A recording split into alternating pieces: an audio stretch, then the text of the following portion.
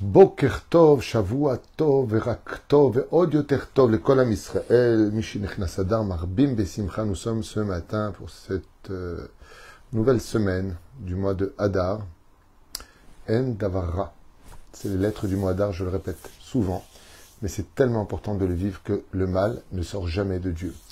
Nous sommes aujourd'hui le dimanche 9 du mois de mars et le 9 du mois de Hadar, Lechaim Tovim ou Shalom, pour ce deuxième cours que je vous conseille vraiment de suivre les uns après les autres, des cours numérotés sur cette série qui s'appelle Les messages de Purim, Bezrat Hashem, c'est le numéro 2, ce matin on a fait le numéro 1. On traverse de magnifiques enseignements sur qu'est-ce que Purim nous enseigne, la Megillat Esther, cette Megillah qui est si sainte, si importante, on fait Netilat avant de la toucher, elle est si exceptionnelle et c'est ce que je vous propose de partager pour ce deuxième shiur qui nous est offert par Chai ben David Ayakar, Shakadosh Baruch Hu Yivarechoto Bechol Asher Lo Yeshuot Venechamot.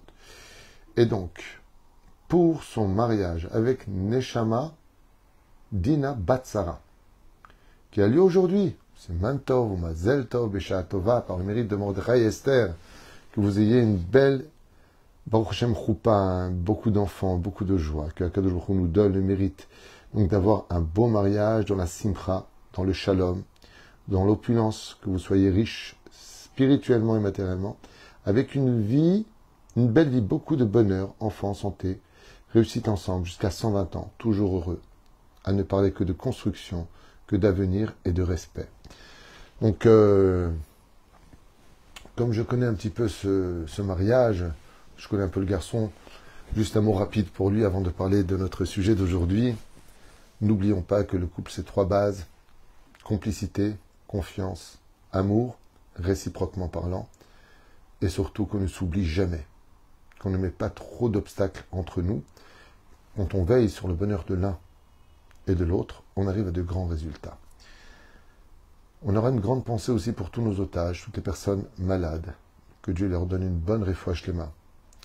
Moratim Yagdosha Vateora Bezrat Hashem, on freine Isha Tznu Amarat, Elana Bat Miriam, Jamia Yekara, Shetakumi Michol Yale Briut et Anarichut Yami Valekol Irat Shamay.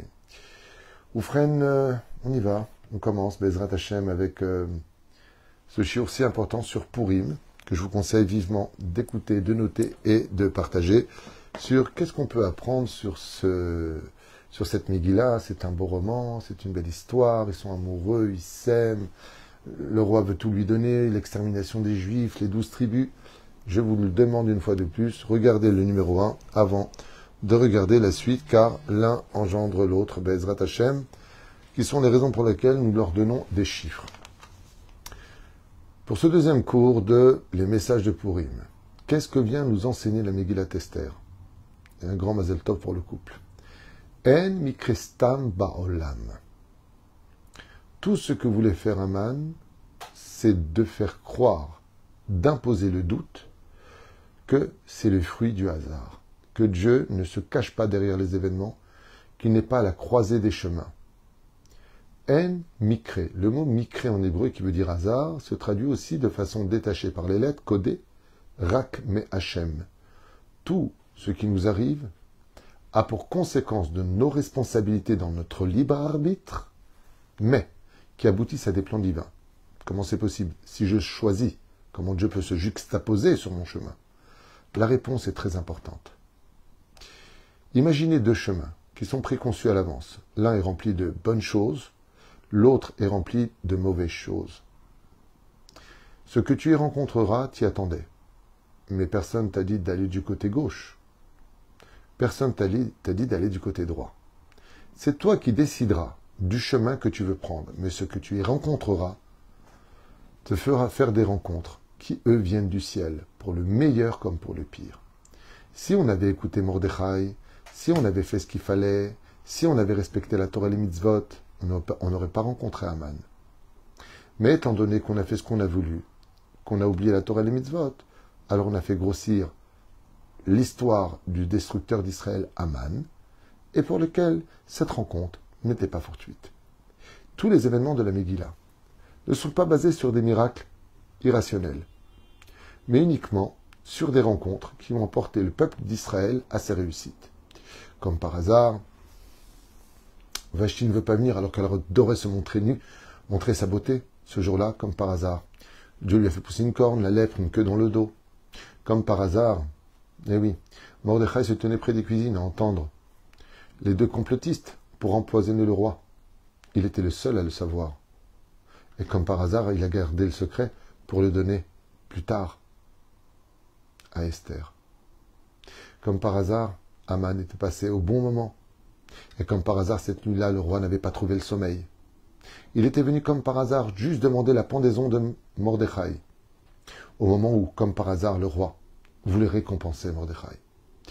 Chaque station de la Megillat Esther nous réalise et nous font réaliser que Dieu se tient derrière cette fameuse carte de visite quand il veut passer incognito, le hasard. Je l'ai déjà dit, c'est très curieux de voir combien la Torah répète la rencontre entre Yitzhak pour Rivka, Rivka pour Yitzhak. Pourquoi répéter? Pourquoi dire comment ils se sont rencontrés? Pourquoi rappeler comment Moshe a rencontré Tzipora? Comment est-ce que Yaakov a épousé Rachel et Léa? Parce que ce sont souvent dans les rencontres qu'on peut le plus parler de Dieu. Comment deux personnes venues de deux cultures différentes se rencontrent dans un pays alors qu'ils ne sont même pas originaires forcément de ce pays. Et qu'ils arrivent à un point. Et que de ce point grandisse un cœur et de ce cœur une union. C'est fou combien le Créateur du monde se cache derrière nos rencontres. Velachen, Hashem Ashger Tamid, Kmo shekatuv benanedat shenat hamelech. Comme vous le savez, dans le 121e Teilim, nous disons Lo yanum velo ishan shomer Israël. Lo yanum velo ishan. Si tu dis le yanum, si tu dis que le Créateur du monde, il ne somnole pas. Alors pourquoi tu dis il ne dort pas? Car dans la logique des choses, tu dis ni il dort, ni il ne sommeille. Il ne somnole. Tu dis pas il ne somnole pas et il ne dort pas. S'il ne somnole pas, c'est à plus forte raison qu'il ne dort pas. Deuxième chose qui ne va pas dans le texte du roi David, dans le 121e Teilim, Shir Lama Alot, c'est qu'il y a marqué Lo Ishan. Le mot Ishan en hébreu veut dire dormir. Yud, Shin, Nud. Et pourtant là-bas c'est marqué avec deux Yud. Ça veut dire que le mot ne peut pas se dire Ishan dans l'absolu, mais a un code secret. Lo Yeyashen. Il ne laisse pas dormir les autres. Et c'est ce que dit Akadosh Baruch Hu par le biais du roi David. Lo Yanum, moi le roi des rois, Dieu créateur du monde et de l'univers, ce Dieu qui a fait sortir les enfants d'Israël du pays d'Égypte. Je ne somnole jamais, mais je n'ai pas de yeux pour dormir, ni de fatigue pour me fatiguer. Mais par contre, je peux empêcher les autres. Lo Yeyashen, je t'empêcherai de dormir. Le créateur du monde, des fois, agit de telle façon à ce que notre ennemi ne trouve pas le sommeil, parce que c'est à ce moment-là que grandit la gloire d'Israël. Ainsi donc, le hasard n'existe pas, et Dieu va réveiller les endormis. Ceux qui pensaient que tout était scellé pour nous, ils ne dorment pas, parce qu'ils ont des choses à régler.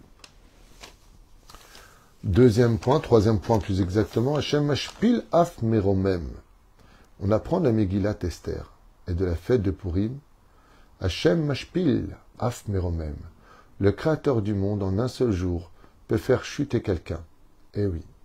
Vashti, qui se croyait incroyable, intouchable, se retrouve pendue en une seule journée. Et Esther, qui était totalement ignorée de l'humanité et du monde, cachée dans la maison de Mordechai, l'élève Al-Dalim, Meromem, elle se retrouve être reine du jour au lendemain. Pas en un jour, certes, mais ce que je veux dire par là, c'est comment est-ce qu'on peut passer de inconnu au bataillon à reine du monde. Vashti meurt. Esther devient reine.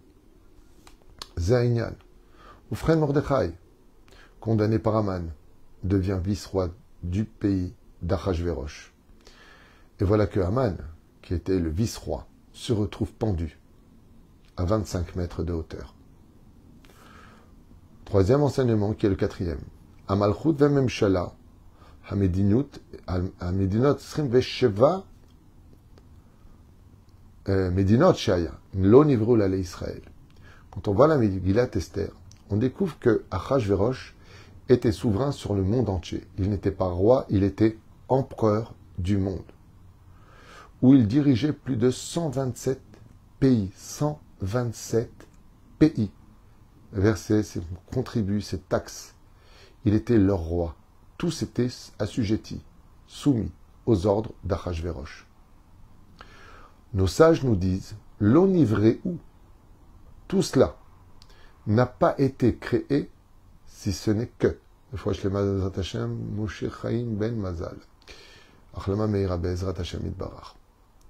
Tout ça n'a été créé que pour Israël. Où est-ce que c'est marqué dans la Megillah? Atratzi amalchut inaten lach. Esther, demande-moi ce que tu veux, toi qui es juive, et je te donnerai ce que tu veux. Une fois, avait expliqué le Baal Shem Tov qu'un homme des terres lointaines avait fabriqué une maison. Et que, un siècle et demi plus tard, un juif cherchait où s'adosser pour fermer son lacet. Cette maison n'avait été créée que pour que le juif puisse attacher son lacet. Quand on entend franchement ce genre de choses, je trouve ça orgueilleux, hautain, même idiot de le dire, à la limite. Mais c'est pas ce que dit la Torah. La Torah nous dit oui. Tous les événements qui se passent dans le monde sont en rapport pour le peuple d'Israël. C'est pour cela que les nations relient tout à Israël de façon presque inconsciente. Un avion s'écrase, c'est le Mossad, c'est Israël, c'est les Juifs, constamment. Qu'il l'onivra olam et l'allé Israël. C'est pas parce que le monde a été créé par Israël, en réalité. C'est parce qu'Israël étudie la Torah pour laquelle le monde a été créé, et que le monde a été créé au 2e degré par Israël. Et c'est pour cela que le roi répétera à maintes reprises, tout ce que j'ai est à toi, Esther. 5e enseignement. Yehudia, bli ipur, bli achila, asura. Kshei, ne'emenet le boré olam. On apprend à Megillat Esther que quand on a amené les plus belles femmes des 127 royaumes d'Achashverosh, toutes se maquillèrent, toutes se firent belles et pomponnées et parfumées, sans fin, sauf une, qui refusa de manger, si ce n'est que quelques fruits, qui refusa de se nourrir des bons mets, d'être en forme, qui refusa la moindre parcelle de son corps maquillé ou parfumé. Elle refusa absolument tout et montra uniquement une chose. Il n'y a pas de mitzvah pour se faire belle aux yeux des nations du monde. Il suffit simplement de rester fidèle à Dieu et de faire ce que Dieu demande pour être la plus belle femme du monde. Titzena achiyafa bene amelech. Elle fut sortie, la plus belle des milliers de femmes qui se sont présentées plus belles les unes que les autres. Elles étaient toutes fades face à Esther qui n'avait aucun maquillage, mais qui s'est présentée comme une juive, sans le dire, sans le dévoiler, mais fière de l'être. On disait d'elle, elle doit être éthiopienne, algérienne, marocaine, tunisienne, ashkénaze. On ne savait pas, dit le Midrash, de quelle origine elle était, parce qu'elle comprenait en elle toutes les âmes du peuple d'Israël. Elle cherchait à plaire à Dieu avant de chercher à plaire aux photographes ou aux hommes. Ah, si Esther était présente, elle dirait à toutes les filles d'Israël, retirez vos photos des réseaux sociaux, arrêtez de vous montrer en telle et telle situation. C'est ce que vient nous apprendre la Megillat Esther. 5e enseignement, ou 6e. Kshirachak mo Aman rotsele hara Israël, quand un homme aussi méchant et mécréant que Aman veut faire du mal à Israël, Hashem itbarach kodem meromem oto gavoa. Qu'est-ce qu'on apprend de la Megillat Esther? N'aie jamais peur des mensonges médiatiques et de voir le mal monter très haut, s'affirmer très haut, avec orgueil, comme un aigle qui s'élève au-dessus de tous. Car quand Dieu fait monter comme Aman, ou Hitler, ou Amalek, ou tous les ennemis d'Israël très haut, ce n'est que pour les voir s'écraser définitivement. Aman était le bras droit et il possédait le sceau du roi. C'était fini pour nous. N'aie pas peur de voir tes ennemis réussir et monter très haut. Car le Créateur du monde, quand tu les emmènes très haut, c'est pour les précipiter. Le désespoir n'existe pas. 6e enseignement. Tchouva chez l'Israël. La teshuva du peuple d'Israël. O aliédé tchouva, o aliédé Aman, Begzerot Kashot. Nos sages nous apprennent que si tu veux retenir un message propre de la Megillat Esther pour toutes les générations, alors, ou tu fais tchouva par amour pour Dieu, par crainte de Dieu, ou alors, Dieu t'enverra un souverain dont les décrets seront tellement terribles que je te promets que tu cours à faire tes tchouva. Ou tchouva avec intelligence, ou la teshuva du coup de bâton. 7e enseignement. Lamrol tcheakolaya metochnan alatzad atov beyoter, malgré le fait que tout fut scellé pour Aman Aracha, que de croire que cette fois tout était fini. Les camps de concentration sont bien scellés, tout le monde nous craint, tous les plans d'Aman sont parfaitement menés à bien, les soldats sont prêts pour les tuer, le sceau du roi est dans sa main, le jour a été fixé, les Juifs ne peuvent pas s'échapper. En efsharut leashmid et am Hashem idbarach. Qu'est-ce qu'on peut retenir de cela? Qu'il y ait eu le 7 octobre, la guerre de Kippour, la guerre du Liban, la guerre de 1967, de 48, la Shoah, tous les pogroms. Rien au monde ne peut détruire le peuple de Dieu. C'est une promesse de Dieu. Et à aucun moment dans l'histoire, notre histoire a été si proche de la destruction qu'à Purim. On n'avait pas où aller. Tous les Juifs étaient pris dans un filet, comme les poissons sont attrapés. On n'avait pas où aller. Et malgré tout, quand on lit la Megillat Esther, on réalise Am Israël, Chai, Vekayam. 8e enseignement. En shemo shel kutsha berichu bechol Megillat Esther idbarach. Il n'y a pas une seule fois le nom de Dieu écrit dans toute la Megillat Esther. Qui kol mila b'Megillah, em shemo shel Hashem idbarach. Car en réalité, chaque mot de la Megillat Esther est un des noms cachés du Créateur du monde, par lequel il se cache. De là, tu apprendras dans la vie que jamais ni rencontre, ni personne, ni nom que tu rencontreras ne sera le fruit du hasard, mais que dans les noms, ainsi que dans les personnes que tu rencontres, se cachent des codes secrets que si tu sais définir, tu comprendras les messages divins. Juste un petit exemple, pour mieux réaliser. On raconte qu'en Angleterre, un homme avait fait le neder après avoir écouté un cours de Torah sur la gravité de porter du lin et de la laine, le shatnez, et a fait le neder, lui qui vendait des habits, de vérifier tous les vêtements qu'il vendrait aux Juifs qu'il n'y ait pas de shatnez. Mais le temps passa, et il oublia. Alors qu'il arriva à Rosh Hashanah, bizarrement, lui qui vendait tellement de vêtements une journée, s'est retrouvé à avoir personne dans sa boutique. Ce qui l'intrigua. Il ne comprenait pas. Comment se fait-il qu'à la veille des fêtes, j'ai pas un Juif qui rentre acheter un vêtement, surtout que j'ai des beaux vêtements blancs? Il ne comprenait pas. Et voilà que 2 clients rentrent et ils achètent chacun au moins un costume. Très content de voir qu'il allait vendre au moins un costume à l'un et un costume à l'autre, il se réjouit au fond de lui et dit à Hachem, mais je voudrais juste comprendre pourquoi cette année est si différente des autres. Et voilà que quand il prit l'échec, il y a eu une erreur dans chacun de ces chèques. Ce qui fait que les 2 chèques sont revenus impayés, prétextant qu'il y avait une erreur. Et voilà qu'en les appelant, au téléphone qui figurait sur le chèque, il dit, Monsieur Feinstein. C'était le nom du premier acheteur. Et le deuxième s'appelait Monsieur Tzamar. Tout de suite, il comprit le message de Dieu. Feinstein, c'est les lettres du mot Pishtan, le lin. Tzamar, c'est les lettres du mot laine, Tsemer. Les 2 chèques avaient une erreur. Il s'est rappelé qu'il avait commis une erreur, car il avait fait le neder à travers les noms, de vérifier que ses vêtements n'auraient pas de lin. Il avait fait le neder, mais il l'a oublié. Il avait commis une erreur. Dieu a fait en sorte que personne ne rentre dans sa boutique, sauf ces 2 Juifs qui portaient le nom de Feinstein et Tzamar. Ainsi donc, l'homme comprend qu'à travers les noms, les rencontres, les lieux, comme une fois quelqu'un m'a fait remarquer quand j'étais à Ouman pendant Rosh Hashanah, que nous étions dans Pushkina, la rue de Pushkina. Quand tu te concentres sur la lettre, Pushrina, Po, Shechina. Ici, la Shechina. Fruit du hasard? On a dit que ça n'existait pas. On avance.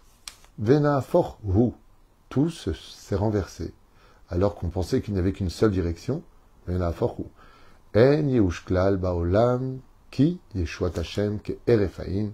Et au sage de nous dire, le désespoir n'existait pas. Tout peut s'arranger en un clin d'œil, si tout simplement vous le demandez. C'est comme dans les couples. Je viens de finir un shalom bayit, et en fin de compte, si le couple acceptait tout simplement d'aller mieux, ils iraient mieux. Yeshuat Hashem kerefaim. Des fois, il faut tout perdre pour tout gagner. C'est le cas de Purim. Et pour finir pour ce deuxième shiur, Meserut nefesh el Esther et tzila et kol am Israël. Même une femme peut sauver le peuple d'Israël. Surtout une femme, diraient certains. Yael a sauvé le peuple d'Israël. Yehudit, entre guillemets, a sauvé le peuple d'Israël. Tzipora, en sauvant Moshe, a sauvé le peuple d'Israël. Sarah, en renvoyant Ishmaël et sa mère, ont sauvé le peuple d'Israël. Tellement de grandes femmes sont à l'origine de la survie du peuple d'Israël. Mais pour cela, il faut l'imsor et nafsho. Tout celui, nous disent les chachamim, qui fera don de lui pour sauver les enfants d'Israël, méritera d'avoir un nom sur le livre de l'histoire d'Israël. Ruth à Moavia. Pourquoi tu fais Ruth? Parce qu'elle a tout abandonné, elle était princesse, et a préféré être une servante chez les Juifs qu'une princesse chez les nations du monde. Esther, qui était prête à mourir et donner sa vie pour le peuple d'Israël. Megillat Esther, pas Mordechai, parce qu'elle était prête à aller jusqu'à donner sa vie pour le peuple. Toute femme d'Israël qui est prête à tout faire pour réinstaurer le nom de Dieu, pour faire grandir le nom d'Hachem. Mais attention, dans la pudeur, dans l'humilité et dans la sincérité, mérite d'avoir une Megillah à son nom. À travers Esther se cachent tous les visages des filles d'Israël qui ont agi pour le meilleur du peuple d'Israël. Baruch Adonai Leolam, Amen ve'Amen, Yeshuot ve'Nechamot, Ahava ve'Arva, Shalom ve'Rehout, et on continuera la suite de ce troisième shiur, Bezrat Hashem, ou ce soir ou demain, Kol Tov ou Leitraot.